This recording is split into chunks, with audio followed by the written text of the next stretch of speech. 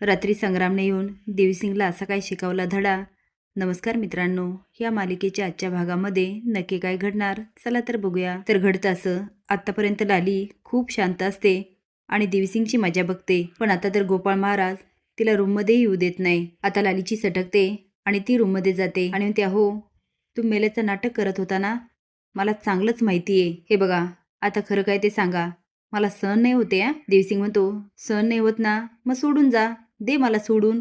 तसं पण आपण एकत्र राहण्यात आता काहीच उपयोग नाही. मी आता आयुष्यभर लोकांची सेवा करणार. ह्या मायेतून, ह्या संसारातून आता मला मुक्त व्हायचं. त्यामुळे सांगतो, स्वतःचा मार्ग पकड. हवं तर दुसऱ्या कोणाशी तरी लग्न कर. तुला डिवोर्स हवा असेल तर मी देतो. लाली म्हणते, हे बोलायला लाज नाही वाटत?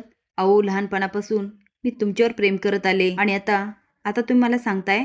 हे बघा, मी बऱ्या बोलाने सांगते, हे सगळं बंद करा आणि आपल्या संसाराकडे लक्ष द्या. पण देवीसिंग मात्र तिला खूप माजुरडेपणा दाखवत असतो आणि म्हणतो, झोप आता, मला खूप झोप लागली आहे.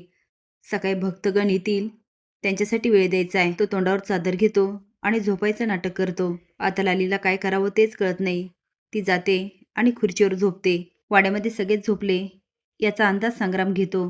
तो आता वाड्यात शिरतो तर पडवीमध्ये डिंपल आणि आजी झोपलेले असतात. संग्राम खिडकीतून आत जातो. आता देवीसिंगच्या रूममध्ये जातो. बघतो तर लाली खुर्चीवर झोपलेली असते.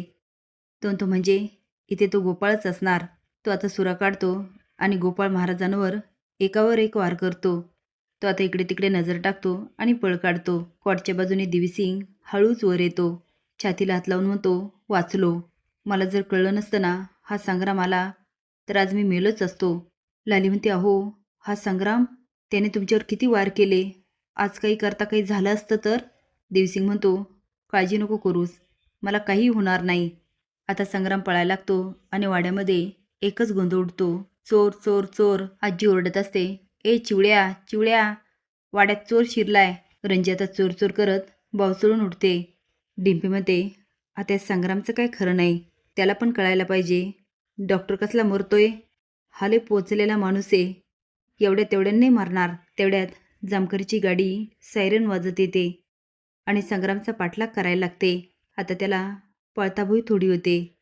आता बघूया शेवटी संग्रामचं काय होतं. असेच नवीन अपडेट जाण्यासाठी लाईक आणि सबस्क्राईब करा. धन्यवाद.